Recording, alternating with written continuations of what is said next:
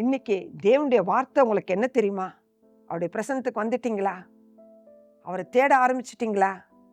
அவருடைய வசனத்தையும் நீங்க இப்ப கேளுங்க. வல்லமையுள்ள தேவனுடைய வார்த்தையை கேளுங்க. அந்த வார்த்தையை உங்களை விடுதலையாக்கும். உங்களுக்கு கிருபையும் இரக்கத்தையும் கொண்டு வரும். ஹல்லேலூயா. உங்களுக்கு என்ன வார்த்தை தெரியுமா? சங்கீதம் 16:5. கர்த்தர் என் சுதந்திரமோ என் பாத்திரத்தின் பங்குமானவர், என் சுதந்திரத்தை தேவரீர் காப்பாற்றுகிறீர். தாவீது சொல்றார், கர்த்தர் என் சுதந்திரம், என் பாத்திரத்தின் பங்கு, தேவரீர் என் சுதந்திரத்தை காப்பாற்றுகிறீர்.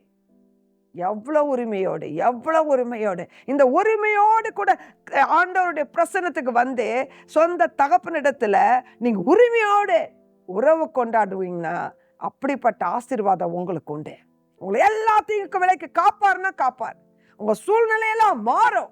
எல்லாவற்றிலிருந்து காப்பாற்ற வல்லமை படைத்த தேவாதி தேவன் அவர் என்பதை நீங்க உணர்ந்து கொள்ளுங்க.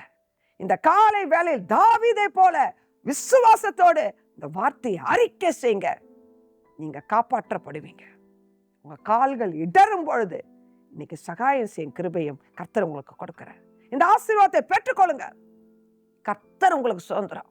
இதை காட்டிலும் பாக்கியம் வேற ஒண்ணுமே இல்லை. இந்த கிருபையை இந்த காலை வேளையில பெற்று சமாதானத்தோடு இந்த நாள் முழுதும் அவரை துதிச்சு பாடி அவரோடு கூட இன்னைக்கு நடந்து பாருங்களேன். உங்க வாழ்க்கையில உங்க வேலையிலெல்லாம் ஒரு பெரிய ஒரு மாறுதலை பார்ப்பீங்க, ஒரு மகிழ்ச்சியை பார்ப்பீங்க, ஒரு வித்தியாசத்தை பார்ப்பீங்க. உங்களை கர்த்தர் சூழ்ந்திருப்பார். கர்த்தர் உங்களை எல்லாத்தையும் விலக்கி காப்பார். கர்த்தருடைய கிருபை உங்க மேல இருப்பதாக. ஆமென்.